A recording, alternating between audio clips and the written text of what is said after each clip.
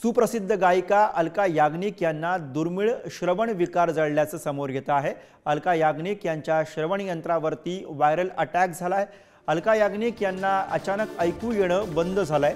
अलका याग्निक यांना दुर्मिळ sensory neural nerve hearing disorder अशा पद्धतीचा आजार झालेला आहे। सोशल मीडियावरनं स्वतः अलका याग्निक यांनी या स्वरूपाची माहिती दिलेली आहे।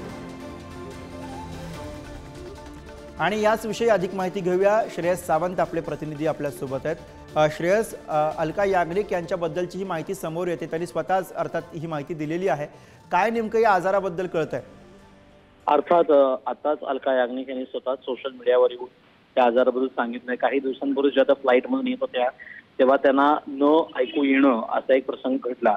त्यानंतर जेव्हा डॉक्टर्सला डायग्नोज केलं तेव्हा त्यांना कळलं की त्यांना attack on the hearing nerve असं ज्याला आपण म्हणतो त्या नर्ववर त्यांचा अटॅक झालेला आहे, त्यामुळे त्यांना ते ऐकू येत नाहीये।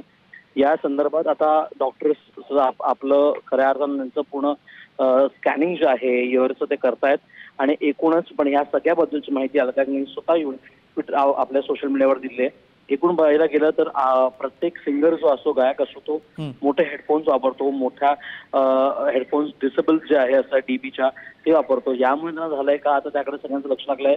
मात्र त्याने त्यांना सोशल मीडिया पोस्टवर म्हणून गुरु सांगितलंय की कोणी मोठे हेडफोन्स किंवा ऑडिओ फोन्स ज्याला आपण वापरतोय त्याचा वापर कमी करावा, ताकी असा एक रेअर आजार त्यांना होऊ नये। बरोबर, धन्यवाद श्रेयस या सगळ्या सविस्तर माहितीसाठी। तर सुप्रसिद्ध पार्श्वगायिका अलका याग्निक यांच्याबद्दलची ही माहिती समोर आलेली आहे। त्यांनी स्वतः सोशल मीडियावरनं याबद्दलची माहिती दिली आहे।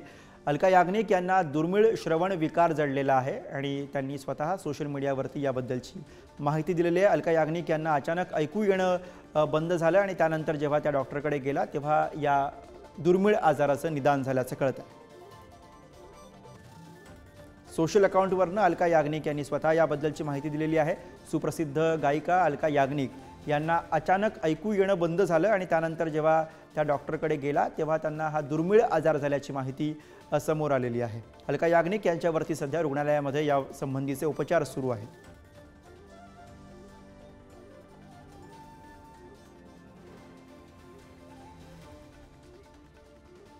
आणि याच विषयी आपण अधिक बोलूया। डॉक्टर विजय राऊत सध्या फोन लाईनवरनं आपल्या सोबत आहेत। डॉक्टर, अत्यंत दुर्मिळ असा हा आजार दिसतोय, अनेक जण कदाचित हे नाव पहिल्यांदा ऐकत असतील, नेमका काय आजार आहे हा?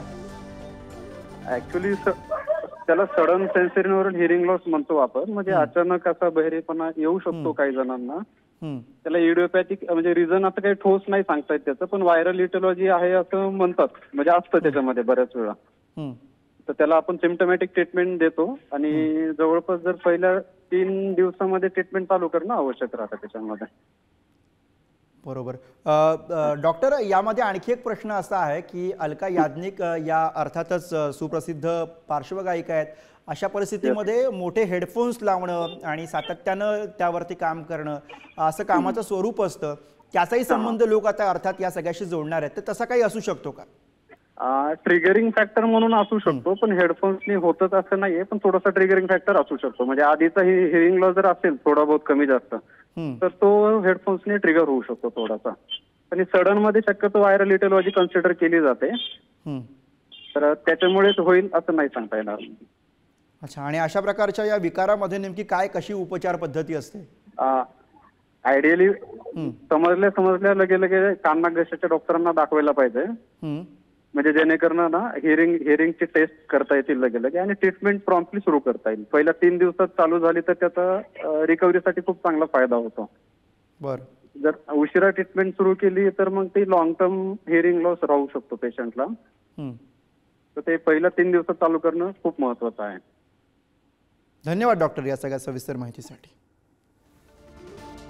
तर सुप्रसिद्ध पार्श्वगायिका अलका याग्निक यांच्याबद्दलची ही माहिती समोर आलेली आहे। त्यांनी सोशल मीडियावरनं याबद्दलची माहिती दिली आहे। अलका याग्निक यांना श्रवणासंबंधीचा दुर्मिळ आजार झालेला आहे, ज्याच्यावरती सध्या रुग्णालयामध्ये उपचार सुरू आहेत। अचानक त्यांना ऐकू येणं हे बंद झालं आणि जेव्हा त्यांनी डॉक्टरकडे या सगळ्या तक्रारी घेऊन गेल्या तेव्हा त्यांना एक दुर्मिळ आजार झाल्याचं निदानामध्ये समोर आलेलं आहे।